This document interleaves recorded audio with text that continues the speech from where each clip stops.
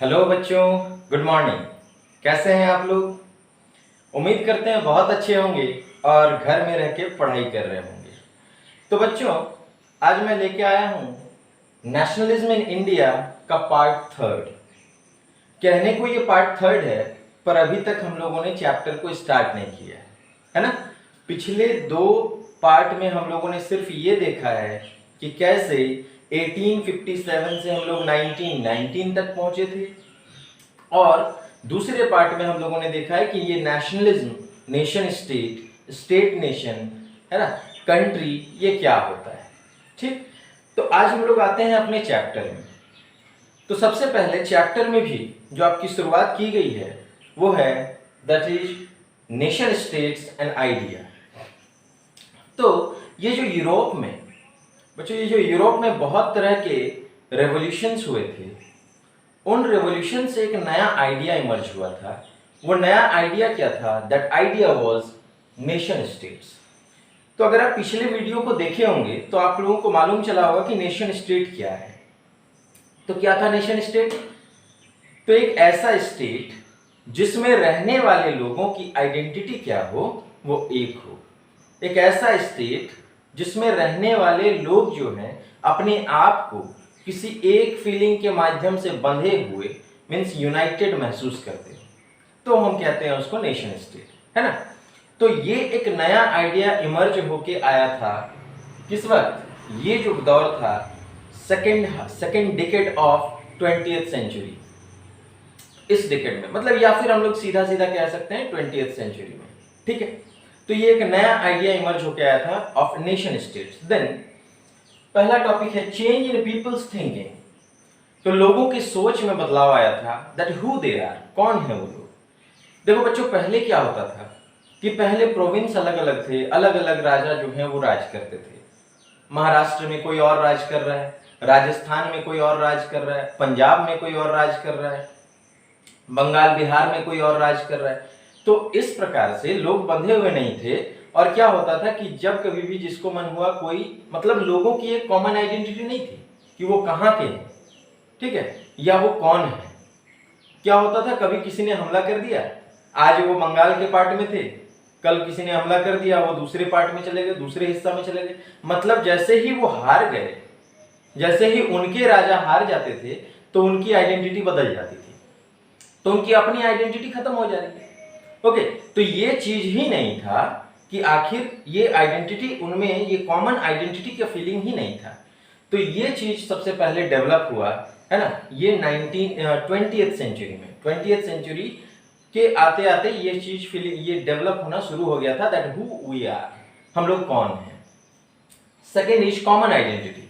Then what that common identity was, आखिर वो कौन सा कॉमन आइडेंटिटी था जो सबको एक कर रहा था। नेशनलिज्म के बारे में बताए थे कि एक ऐसा आइडिया, एक ऐसा फीलिंग जिसमें लोग अपने आप को एक महसूस कर रहे थे, बंधे हुए महसूस कर रहे थे, ठीक है। Then sense of belonging. तो किस किस तरह से बदलाव आ रहा था कि लोग अपने आप को एक महसूस कर रहे थे, लोग अपने आप में जो रिलेशन था उसको ढूंढ रहे थे कि आखिर हम लोग कौन हैं। तो ढूंढने पे यही एक ही चीज मालूम चला बच्चों, चाहे वो पंजाब का हो, चाहे वो राजस्थान का हो, चाहे महाराष्ट्र का हो, चाहे गुजरात का हो, चाहे साउथ इंडिया में किसी पार्ट का हो, जब वो आपस में मिलते थे तो हर किसी में कॉमन एक ही चीज था, एक ही सूत्र से वो बन सकते थे। और वो सूत्र क्या था? वो ये था कि हम दोनों को किसने, हमारा शोषण किसने किया? हमारा शोषण ब्रिटिश ने किया, ठीक है। दूसरा और कोई कॉमन आइडेंटिटी नहीं, ना हमारा स्टेट एक है, ना हमारा राजा एक है, ना हमारी बोली एक है, कुछ एक नहीं है। लेकिन वो एक चीज कि क्या एक है कि हम लोग जो हैं वो शोषित हैं, पीड़ित हैं, हम लोगों को दबाया जा रहा है, हम लोगों को कुचला जा रहा है, हम लोगों को मारा जा रहा है, सिर्फ और सिर्फ किसके द्वारा? एक ही व्यक्ति के द्वारा। और वो कौन है? एक ही ग्रुप ऑफ पीपल के द्वारा। और वो कौन है? दे आर द ब्रिटिशर्स, ठीक है। तो ये ब्रिटिशर्स के द्वारा हो रहा था। तो this was the sense of belonging. ये जो सेंस था, है ना, यही एक दूसरे को जोड़ रहा था, ठीक, कि हम लोगों का कॉमन दुश्मन कौन? कॉमन दुश्मन कौन? ब्रिटिशर्स। हम लोग दबे हुए हैं उनके अंडर में, हम लोग गुलाम बने हुए हैं उनके अंडर में, ठीक है। तो हम लोगों को क्या करना है, उनके खिलाफ लड़ना है, और उनके खिलाफ लड़ने के लिए क्या होना होगा, एक होना होगा। इंडिविजुअली तो उनसे लड़के देख चुके थे 1857 में ही, कोई खास बदलाव नहीं आया, है ना। तो इस तरह से ये बिलोंगिंग, सेंस ऑफ बिलोंगिंग, ये क्या होगा, तो सेंस ऑफ बिलोंगिंग के तौर पे हम लोग देखेंगे कि हम लोग को क्या मिल रहा है कि only one thing that was anti, idea of anti colonialism, है ना। तो कॉलोनी कहा जाता था, हम लोग क्या थे, हम लोग ब्रिटिश के कॉलोनी थे, ठीक है। तो एंटी कॉलोनियलिज्म यही एक फीलिंग थी जो सबको एक कर रही थी ब्रिटिश के अगेंस्ट, ठीक है। तो वो कौन कौन से थे, कौन कौन से चीज थे जो और एक करने में मदद कर रहे थे, इस अभी शुरुआत कर रहे हैं हम लोग, इंट्रोडक्शन पढ़ रहे हैं इसका। देन न्यू सिंबल्स, नए नए सिंबल्स इमर्ज हुए थे, ट्राई कलर फ्लैग था, चरखा था, ये सब कुछ सिंबल्स थे जो लोगों को यूनिफाई कर रहे थे, ठीक है।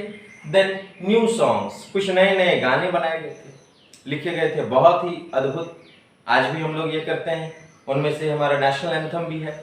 तो वंदे मातरम, जन गण मन, ये सब कुछ ऐसे गाने थे जिनको सुनते हैं तो आज भी हम लोगों के अंदर वो फीलिंग आ जाती है ना।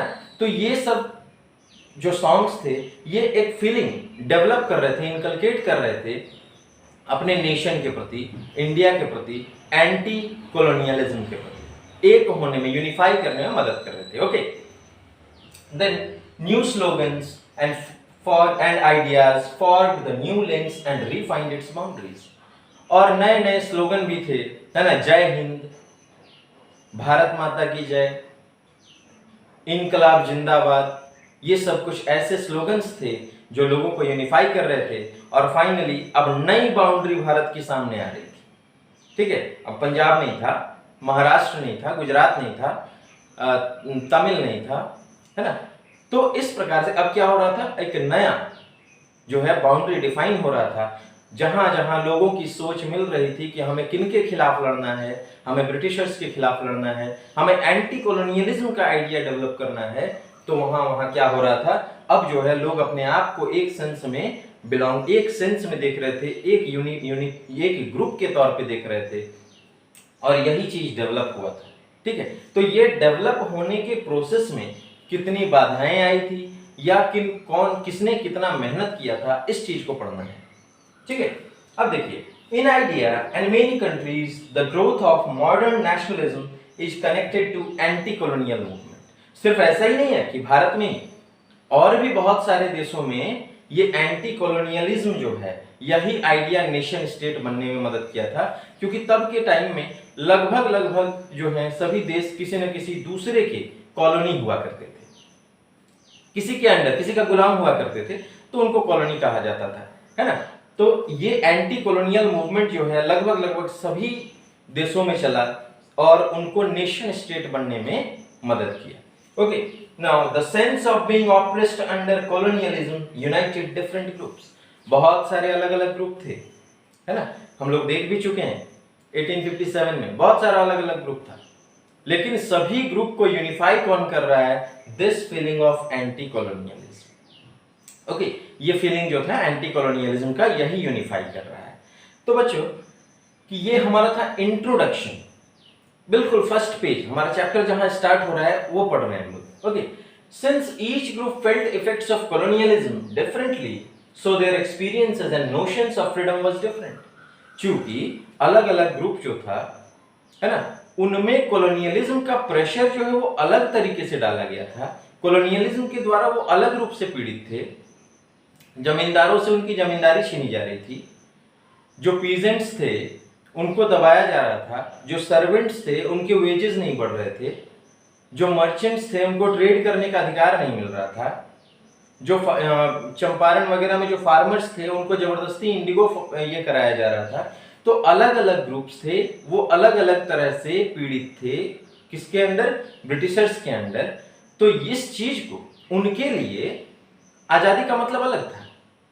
जो छोटे पीजेंट्स थे उनका मतलब था कि हाँ, किसी तरह से हमको मेरा सारा ड्यूज माफ कर दे तो मेरे लिए यही फ्रीडम है, ठीक है। जो मर्चेंट्स थे उनके लिए फ्रीडम क्या था कि हमको देश विदेश में व्यापार करने का अधिकार मिल जाए तो मेरे लिए यही फ्रीडम है, ठीक है। जमींदारों को अब उनकी जमींदारी वापस मिल जाए तो उनके लिए वही फ्रीडम है। तो इस प्रकार से लोगों के आइडियाज जो थे फ्रीडम के प्रति वो अलग अलग थे, तो इसको एक करना था। Now this was to be done. ये जो आइडिया है अलग अलग, आजादी का अलग अलग मतलब जो लोगों ने सोच रखा था, इसको एक करने का जो प्रक्रिया है, जो प्रोसेस है, इसी को हम लोग नेशनलिज्म कह रहे हैं। और ये कब डेवलप हो रहा है? ये किसी के अंडर डेवलप हो रहा है। ये सारा ये इतना बड़ा काम करने के लिए किसी को उभर के सामने आना होगा। तो हम लोग पढ़ेंगे इस चैप्टर में रोल ऑफ महात्मा गांधी, है ना, इन कांग्रेस। कांग्रेस में रहते हुए महात्मा गांधी का क्या रोल था उसको पढ़ना है। ना क्या क्या पढ़ना है? How Congress sought to develop national movement. Congress जो है वो किस प्रकार सफल हुए थे नेशनल मूवमेंट को भारत में चलाने के लिए, भारत में लॉन्च करने के लिए। How different social groups participated in this. किस प्रकार से अलग अलग नेशनल मूवमेंट में अलग अलग सामाजिक जो ग्रुप थे, समूह थे, वो किस प्रकार से पार्टिसिपेट किए थे नेशनल मूवमेंट में, ये पढ़ेंगे हम लोग। How nationalism captured the imagination of people. किस प्रकार से ये जो नेशनलिज्म की फीलिंग है ये लोगों का ध्यान आकर्षित करने में सफल हुआ, ये पढ़ेंगे हम लोग। ठीक है, तो ये था हमारा इंट्रोडक्शन पार्ट। अब आ जाते हैं हम लोग फर्स्ट पार्ट में, जहां पे क्या है, द फर्स्ट वर्ल्ड वार से शुरू होता है। ठीक है बच्चों, तो अच्छा ये बताइए, क्या भारत कहीं पर भी फर्स्ट वर्ल्ड वार लड़ने लायक था? भारत कहीं पर भी फर्स्ट वर्ल्ड वार लड़ने लायक नहीं था, बेचारा खुद ही गुलाम था, है ना।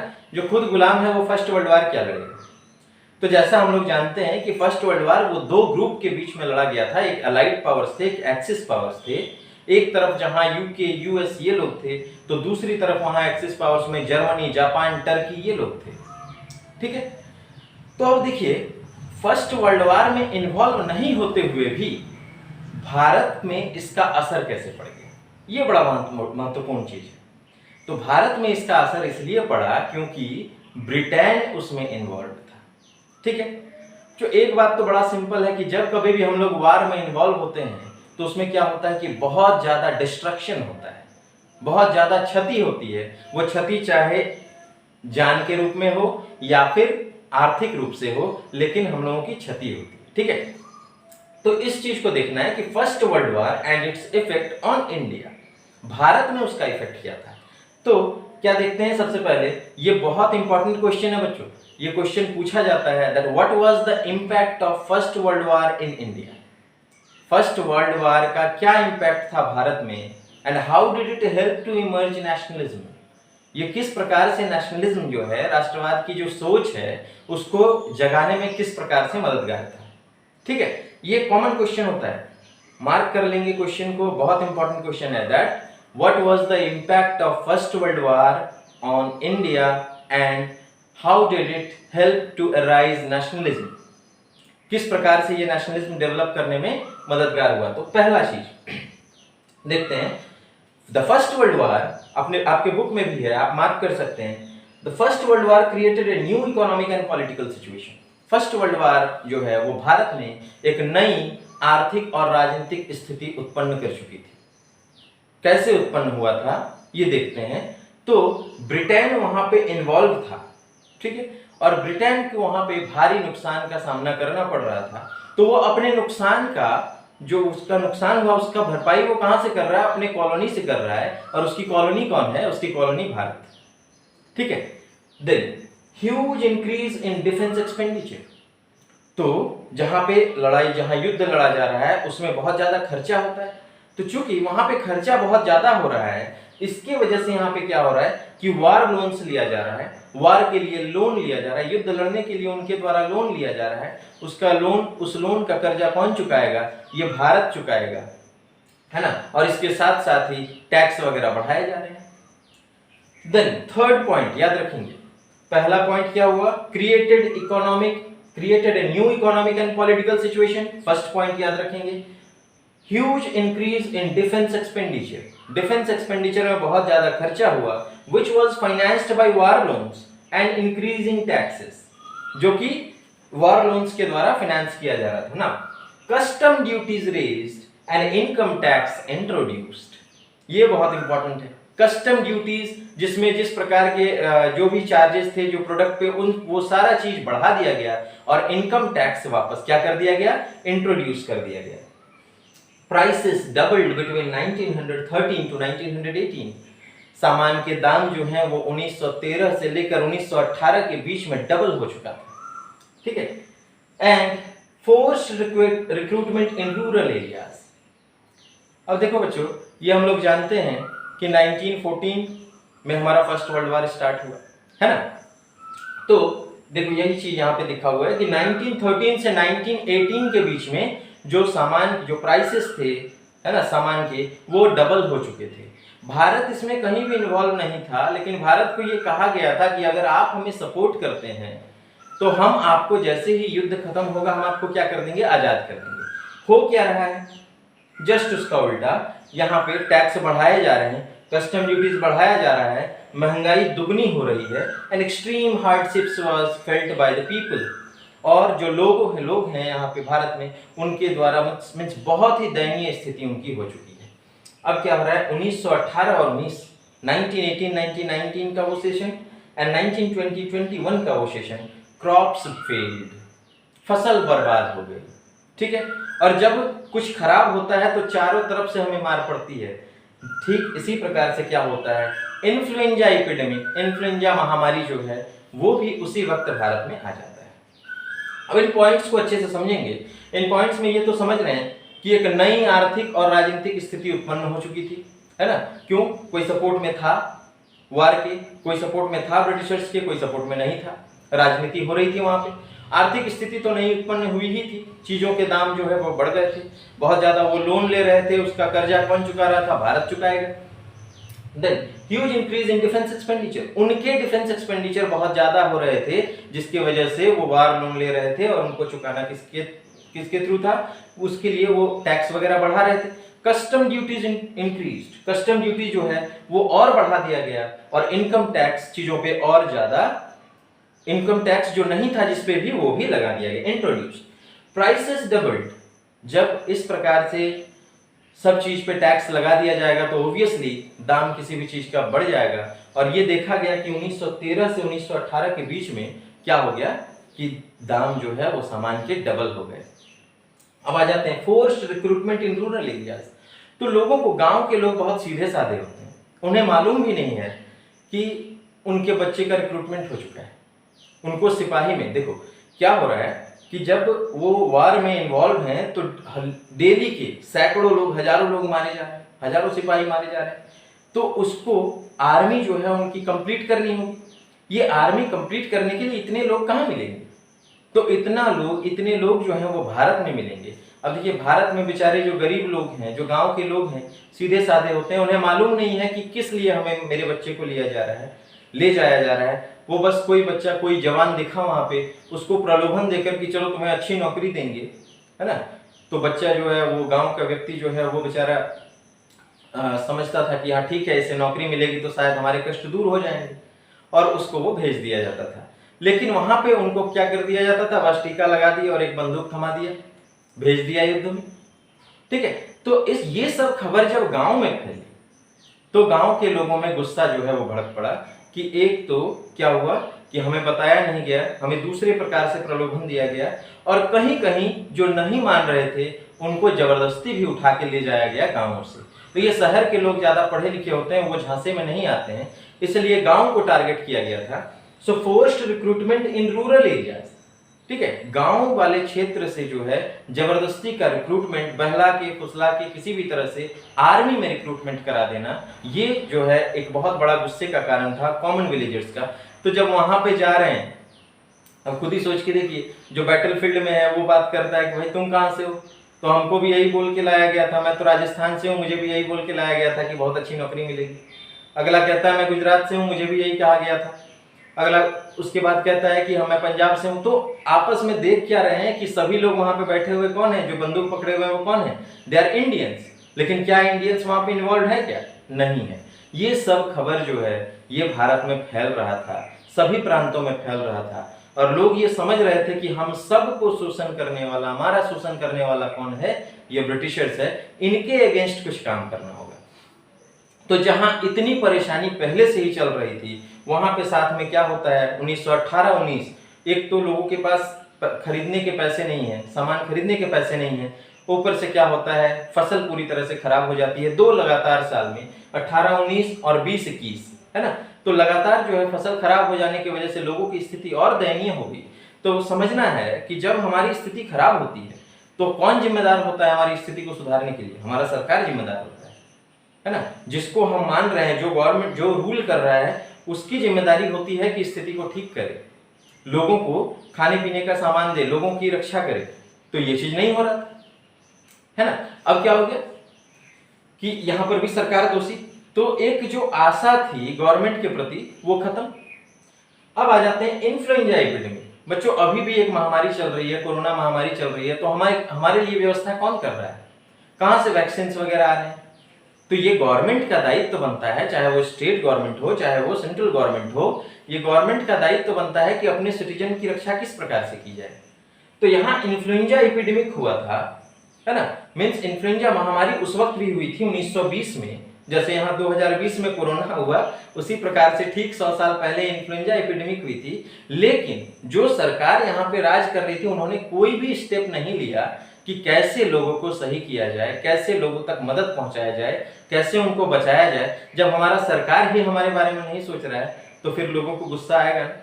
बस यही चीज हुआ। इतने सारे कारण थे कि ये फर्स्ट वर्ल्ड वॉर के टाइम में सब चीज ब्रिटिशर्स के अगेंस्ट जा रहा है। क्या कर रहे हैं वो? फर्स्ट वर्ल्ड वॉर, पहला तो भारत को इन्वॉल्व नहीं होना था, जबरदस्ती इन्वॉल्व हुआ, जिसमें ये बताया गया कि जब खत्म हो जाएगा तो हम आपको आजाद कर देंगे। देन बहुत ज्यादा डिफेंस लोन वगैरह ले लिया गया, वार लोन ले लिया गया, उसको जो है यहाँ के बढ़ते हुए टैक्सेस से पूरा किया जाने लगा।